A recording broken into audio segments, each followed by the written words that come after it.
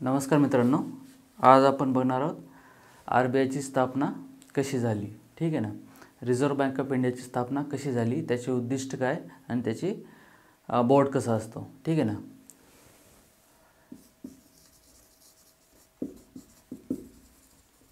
Reserve bank of India. ठीक आहे. Reserve bank of India हे बँकेची बँक आणि गव्हर्नमेंटची बँक आणि आपली भारताची सेंट्रलाइज बँक. ठीक आहे ना. RBIची स्थापना ही झाली त्याच्या कित्येक वर्ष अगोदरपासून गव्हर्नमेंटला वाटत होतं की एक आपली भारताची एक सेंट्रलाइज बँक पाहिजे की जे की पूर्ण अर्थव्यवस्था मॉनिटर करेल. ठीक आहे. तर 1914 ते 1920 पर्यंत ते प्रथम विश्वयुद्ध झालं. त्याच्यामध्ये पूर्ण विश्वाची आर्थिक परिस्थिती फार खराब झाली, फार बिकट झाली.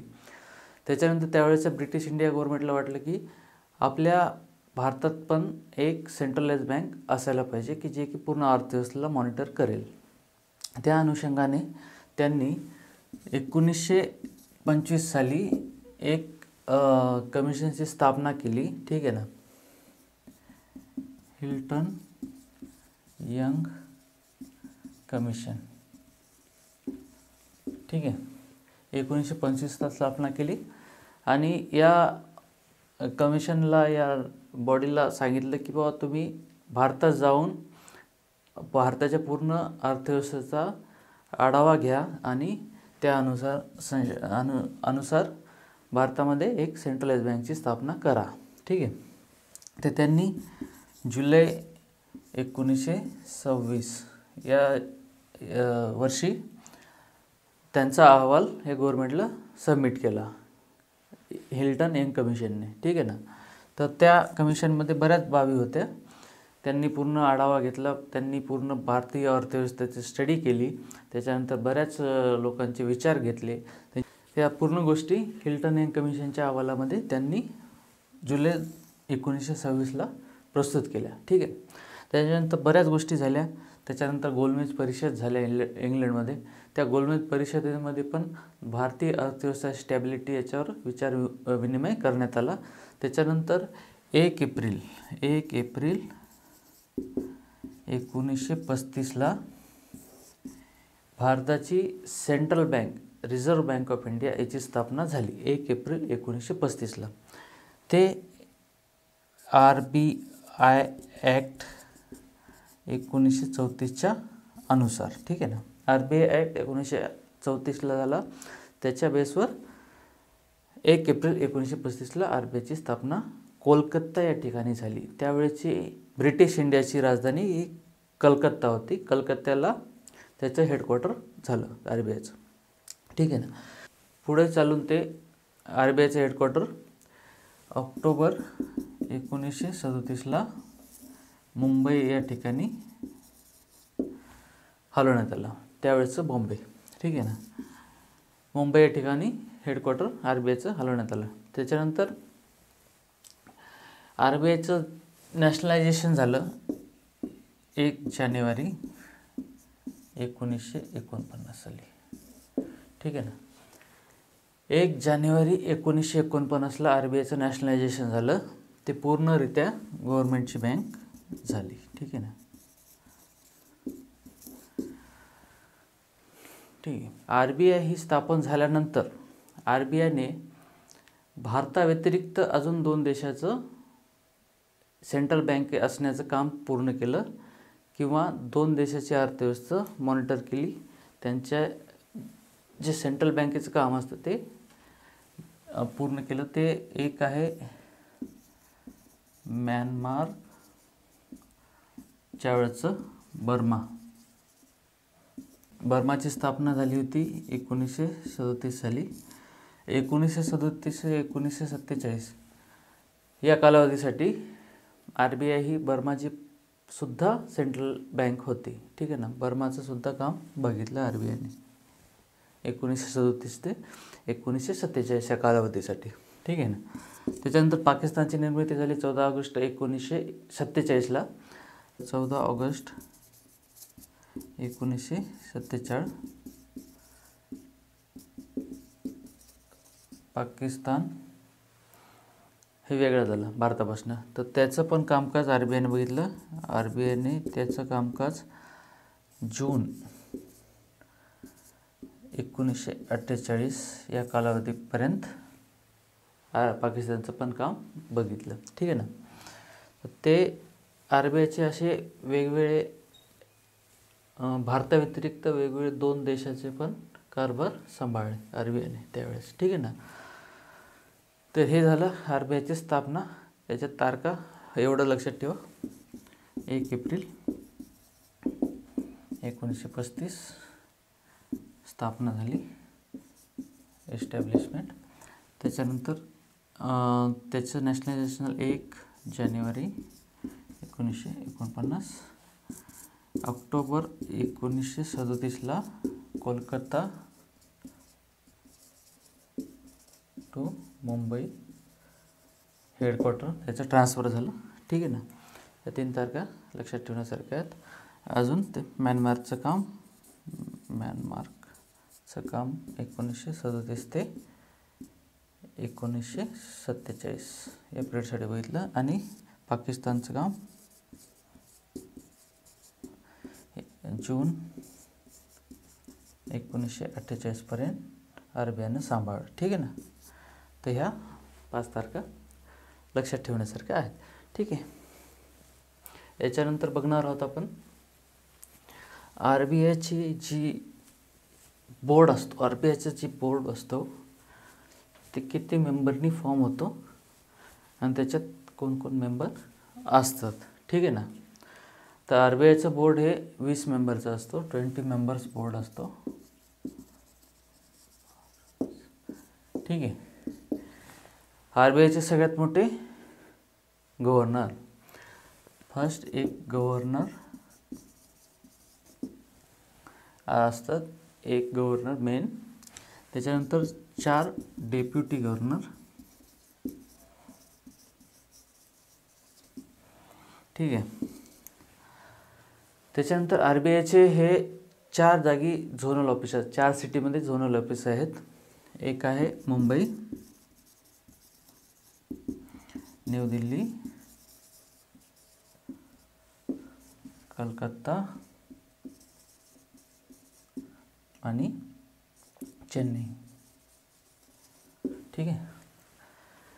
मुंबई, न्यू दिल्ली, कलकत्ता, चेन्नई या 4 ठिकाणी आर बी आयचे झोनल ऑफिस आहेत. ठीक आहे. ते 4 झोनल डायरेक्टर या 4 झोनल ऑफिसर असतात. 4 झोनल डायरेक्टर, 4 डेप्युटी गव्हर्नर, एक गव्हर्नर हे झाले. त्याच्यानंतर 10 इलेक्टेड मेंबर्स असतात. गव्हर्नमेंट ऑफ इंडियाने इलेक्टेड केलेले 10 मेंबर्स. त्याच्यामध्ये 8 असतात इकॉनॉमिस्ट आणि 2 असतात गव्हर्नमेंट ऑफिशियल्स. ठीक आहे. याच्या व्यतिरिक्त एक मेंबर असतो रिप्रेझेंटेटिव्ह ऑफ गव्हर्नमेंट. गव्हर्नमेंटचा रिप्रेझेंटेटिव्ह म्हणून एक मेंबर असतो, गव्हर्नमेंट रिप्रेझेंटेटिव्ह. ठीक आहे. मेंबर हे आर बी आयच्या बोर्डवर असतात, 20 मेंबर्स. ठीक आहे. हे झाले आर बी आयचा बोर्ड. याच्यानंतर आपण बघणार आहोत आर बी आयचे जे गव्हर्नर्स होते, फर्स्ट लास्ट जे पण आहेत त्यांच्यापैकी इम्पॉर्टंट गव्हर्नर्स आपण बघणार आहोत.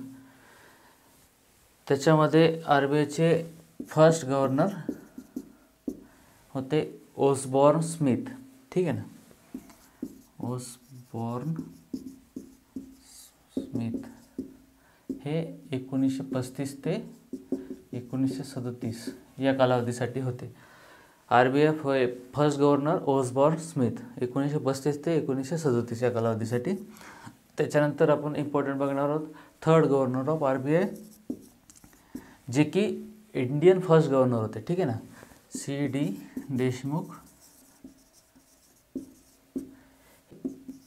1943 ते 1949 या कालावधीसाठी होते. सी डी देशमुख हे पहिले भारतीय गव्हर्नर म्हणून आर बी आयचे हे त्यांनी हे सांभाळले, ठीक आहे ना. थर्ड RBI गव्हर्नर आणि फर्स्ट इंडियन RBI गव्हर्नर 1943 ते 1949 या कालावधीसाठी होते. त्यांच्या कालावधीमध्येच नॅशनलायझेशन झालं C.D. देशमुख यांच्या कालावधीमध्ये, ठीक आहे ना. ह्याच्यानंतर होते जे असे गव्हर्नर की जे पुढे चालून भारताचे प्रधानमंत्री पण झाले, ठीक आहे, भारताचे PM पण झाले. त्यांचं नाव होतं डॉक्टर मनमोहन सिंग. असा प्रश्न येऊ शकतो की भारताचे जे प्रधानमंत्री होते ते पूर्वी गव्हर्नर राहून गेले, त्यांचं नाव सांगा, अथवा जे गव्हर्नर होते त्यांच्यानंतर भारताचे प्रधानमंत्री झाले, ठीक आहे ना. ते दोन्हीपैकी येऊ शकतं. तर त्याच्यामध्ये डॉक्टर मनमोहन सिंग हे पहिले 1982 ते 1985 1982 ते 1985 या कालावधीसाठी गव्हर्नर होते RBIचे, ठीक आहे ना. ते पुढे चालून PM पण झाले 2004 ते 2014 या कालावधीसाठी, ठीक आहे ना, डॉक्टर मनमोहन सिंग, ठीक आहे. त्याच्यानंतर 2016 ते 2018 या कालावधीसाठी उर्जित पटेल हे गव्हर्नर ऑफ RBI होते. यांच्या कालावधीमध्ये डिमॉनिटायझेशन झालं होतं नोटांचं, ठीक आहे ना. 1000 आणि 500च्या नोटा त्यावेळेस बंद झाल्या होत्या 8 नोव्हेंबर 2016, सर्वांना माहिती. तर उर्जित पटेल त्यावेळेस गव्हर्नर होते RBIचे, ठीक आहे ना. लेटेस्ट गव्हर्नर कोण आहेत आता, हे 25th गव्हर्नर आहेत. 25th governor doctor Shaktikanta Das हे 2018 पासून ते आतापर्यंत गव्हर्नर ऑफ RBI आहेत, ठीक आहे ना.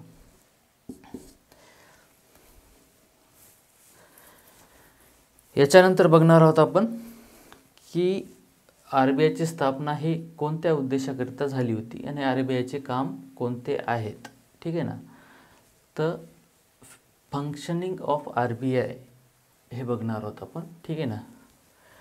तर फंक्शनिंग ऑफ RBIमध्ये RBIचे मेन जे कामं आहेत, जे RBI भारताच्या अर्थव्यवस्थेसाठी वेळोवेळी करत आलेली आहे, ठीक आहे. त्यातलं पहिलं म्हणता येईल करन्सी प्रिंटिंग. करन्सी प्रिंटिंग हे RBIचं काम असतं. करन्सी प्रिंटिंग, ठीक आहे. RBI हे नोट छापत असते ₹2 to ₹2000. आता 2000च्या बंद झाल्या नोटा, पण ते RBI छापत होते, ठीक आहे ना. 2 रुपयाच्या नोटपासनं मॅक्सिमम RBI ही ₹10,000 मॅक्सिमम 10,000चे नोट छापू शकते RBI, ठीक आहे ना. तर 2 रुपयापासून 2000पर्यंत नोटा RBI हे प्रिंट करत होते, ठीक आहे. तर मग 1 रुपयाची नोट कोण प्रिंट करतं? 1 रुपयाची नोट हे गव्हर्नमेंट ऑफ इंडिया प्रिंट करते. त्याच्यावर साईन असते फायनान्स सेक्रेटरी.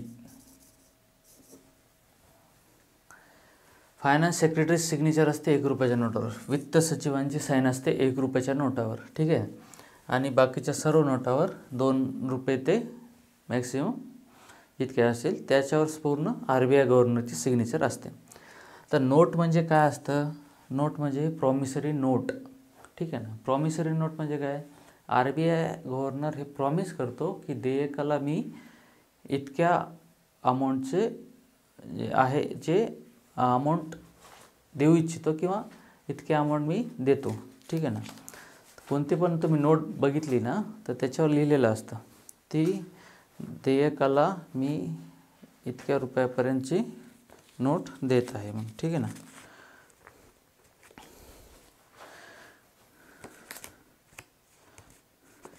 बघा हे 10 रुपयाची नोट आहे. याच्यावर लिहिलेलं आहे मैं धारक को 10 रुपये अदा करने का वचन देता हूँ. कोणती बी नोट असते हे एक प्रॉमिसरी नोट असते. प्रॉमिस असतं RBI गव्हर्नरकडनं की धारकला मी वचन देतो की ही 10 रुपयाची नोट मी त्यांच्याकडे देत आहे आणि हे पूर्ण चलनामध्ये चालू शकते, ठीक आहे ना. हे प्रॉमिसरी नोट असतात, त्याच्यावर RBI गव्हर्नरचे सिग्नेचर असतात. 2 रुपयापासून 2000च्या नोटापर्यंत आणि 1 रुपयाची नोट हे वित्त सचिव साईन करतात, ठीक आहे ना. हे करन्सी प्रिंटिंग झाली. त्याच्यानंतर करन्सी सर्क्युलेशन.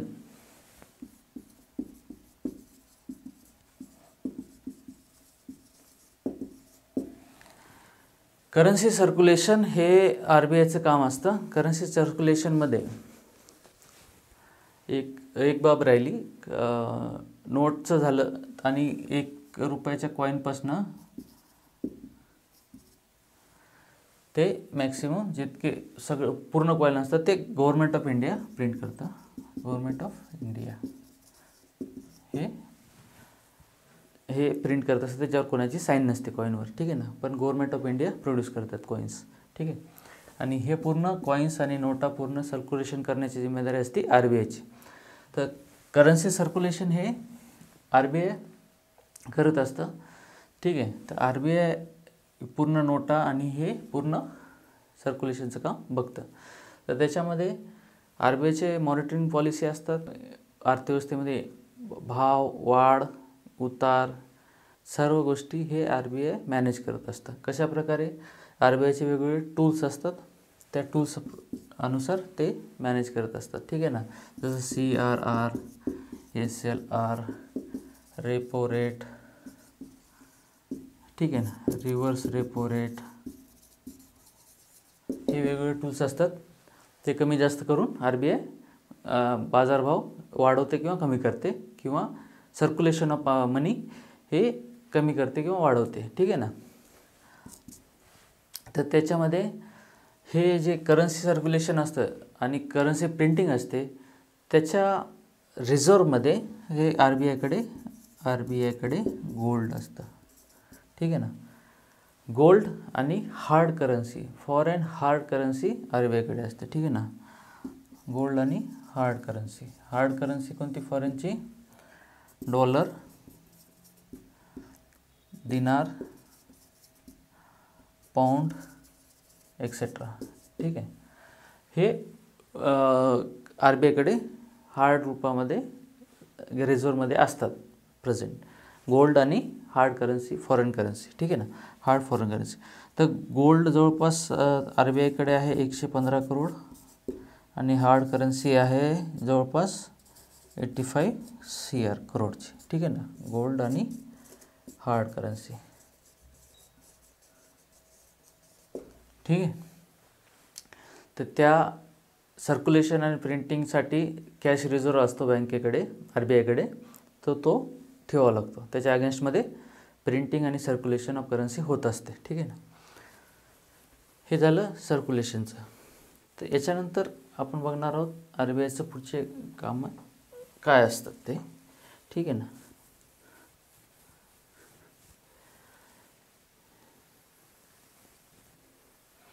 RBI ही बँकर्सची बँक म्हणून काम बघते. Bankers bank. RBI ही बँकेची बँक असते. RBI ॲक्ट 1934 हा पूर्ण शेड्यूल बँकेला ॲप्लिकेबल असतात. Schedule bank, private bank, cooperative bank, PSUs हे आपण सेपरेट चॅप्टरमध्ये बघू नंतर, ठीक आहे ना. तर RBI ॲक्ट 1934 हा पूर्ण शेड्यूल बँकेला ॲप्लिकेबल असतो. तर त्यांची बँक हे बँकर्स बँक, पूर्ण PSUs, पूर्ण प्रायव्हेट बँक, ह्या सर्व बँकांना RBI मॉनिटर करत असते. वेळोवेळी त्यांच्यासाठी सर्क्युलर काढते, वेळोवेळी त्यांना गाईडलाईन देते. त्या बँकेची बँक म्हणून RBI काम बघते, ठीक आहे ना. पूर्ण बँकेची बँक म्हणून. RBI कडनं बऱ्याच बँका पैसे पण घेतात, लोन घेतात अगेन्स्ट ते repo rate, reverse repo rate, त्याचाच पूर्ण प्रकार आहे. आणि बँकेचे पूर्ण रिझर्व्स RBIकडे जमा असतात, ठीक आहे ना. बँकेला एक नियम घालून दिलेला आहे ठीक आहे. कॅश रिझर्व रेशो हा मेंटेन करावा लागतो RBIकडे बँकांना, ठीक आहे ना. तर या पूर्ण बँकेची बँक म्हणून RBI काम बघत असते, ठीक आहे ना. त्याच्यानंतर RBI हे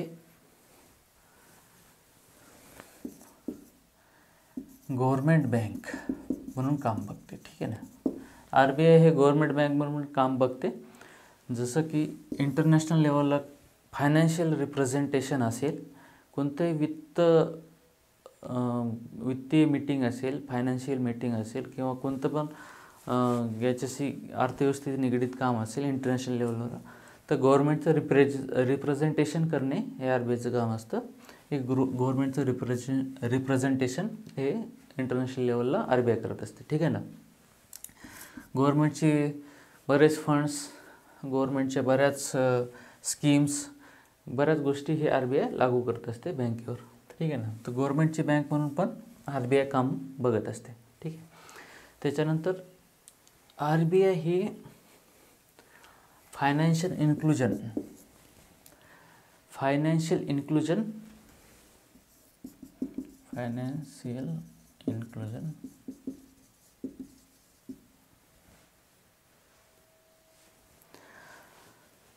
इन्क्लुजन पण RBI बघत असते. फायनान्शियल इन्क्लुजनमध्ये त्याचा उद्देश काय, तर पूर्ण भारतातल्या तळागाळाच्या लोकांपर्यंत हे बँकिंग पोहोचलं पाहिजे, हे RBIचं कर्तव्य असतं. RBI टाईम टू टाईम बँकांना गाईड करते की त्यांनी पूर्ण तळागाळाशी बँकिंग पोहोचली पाहिजे, असं काम केलं पाहिजे. तर RBI वेळोवेळी बँकांना हे गाईड करत असते, ठीक आहे ना. फायनान्शियल इन्क्लुजन जसं नो फ्रिल अकाउंट, ठीक आहे. तर नो फ्रिल अकाउंट हे 0 बॅलन्स अकाउंट असतं, जे की तळागाळातल्या माणसासाठी हे सुविधा करून दिलेली आहे RBIने. नो फ्रिल अकाउंटमध्ये ₹1 पण डिपॉझिट करावं लागत नाही, अकाउंट ओपन होतं आणि हे बँकिंग करू शकतो. कोणी पण तळागाळातला गरीब माणूस असेल, शेतकरी वर्ग असेल, मजूर वर्ग असेल, त्यासाठी हे सुविधा करून दिली आहे नो फ्रिल अकाउंटची, ठीक आहे ना. त्याच्यानंतर PSL म्हणजे priority sector lending. Priority sector लेंडिंगमध्ये प्रायोरिटी बेस्ड जेवढे बिझनेसेस आहेत, ॲग्रिकल्चर आहे, अजून बरेच सारे मायक्रो बिझनेस आहेत, ते पूर्ण येतात.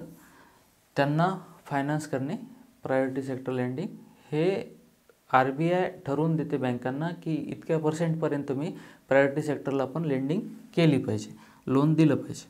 अर्थव्यवस्था सुदृढ करण्यासाठी हे RBIचं कर्तव्य असतं. RBI हे बँकांना इन्स्ट्रक्ट करत असते वेळोवेळी, ठीक आहे ना. त्याच्यानंतर ॲग्रिकल्चर फायनान्स. भारतीय अर्थव्यवस्था ही शेतीवर निगडीत आहे, शेतीवर डिपेंड आहे. त्याच्यामुळे ॲग्रिकल्चर फायनान्स हे खूप महत्त्वाचं असतं. RBI हे बँकांना वेळोवेळी सांगत असते की ॲग्रिकल्चरला फायनान्स झाला पाहिजे. ॲग्रिकल्चरला फायनान्स हे करणे अनिवार्य करते, ठीक आहे ना. RBI ही इन्स्ट्रक्ट करते बँकांना की इतक्या % तुम्ही ॲग्रिकल्चर फायनान्स दिलाच पाहिजे. त्याच्यामुळे भारतीय अर्थव्यवस्था सुदृढ होईल, ठीक आहे ना. तर ॲग्रिकल्चर फायनान्स हे प्रायोरिटी सेक्टरमध्ये येतं. फायनान्शियल इन्क्लुजनमध्ये त्यांना समावेश आहे. त्याच्या व्यतिरिक्त जे ब्रांचेस ओपन होतात वेगवेगळ्या बँकेचे, त्या बँकेला RBI गाईडलाईन करत असते की तुम्ही ग्रामीण भागामध्ये, त्या बँकांना वेळोवेळी RBI सांगत असते की ग्रामीण भागामध्ये पण तुमची ब्रांच ओपन झाली पाहिजे. शाखा ओपन करण्याचं जे उद्दिष्ट असतं हे RBI देत असते काही प्रमाणात की या ग्रामीण एरियामध्ये, ग्रामीण क्षेत्रामध्ये पण तुम्ही ब्रांच ओपन करा आणि तुमची बँकिंग सुविधा हे तळागाळातल्या माणसापर्यंत द्यायला पाहिजे. ते फायनान्शियल इन्क्लुजनच्या अंतर्गत येतं, ठीक आहे ना. आणि ज्या याच्यामध्ये RBIचं कामकाज पोचू शकत नाही, ज्या एरियामध्ये RBI पोचू शकत नाही, तिथं SBI state bank of India हे काम बघते RBIचं, ठीक आहे ना. ज्या एरियामध्ये RBI पोचू शकत नाही अशा ठिकाणी स्टेट बँक ऑफ इंडिया RBIचं काम बघत असते, ठीक आहे ना. त्याच्यानंतर अजून एक काम असतं controlling of inflation, price control.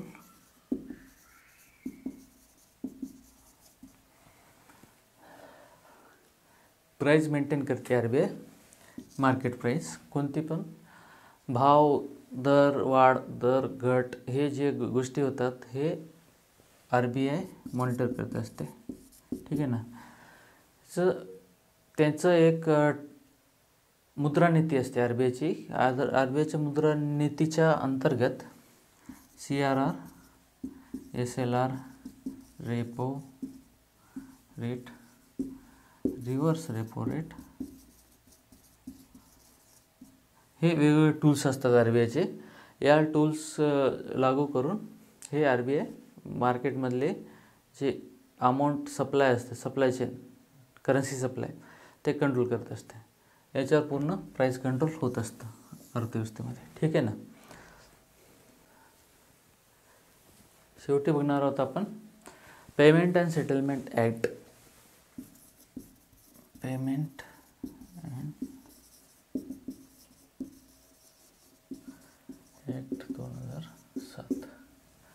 ठीक आहे ना. पेमेंट अँड सेटलमेंट ॲक्ट 2007 साली हे इंट्रोड्यूस झाला. ते 1934ला जे आर बी आय ॲक्ट होता, 1934चा आर बी आय ॲक्ट होता. त्याच्यामध्ये ऑनलाईन ट्रान्झॅक्शन, तेव्हाच ऑनलाईनची सुविधा नव्हतीच.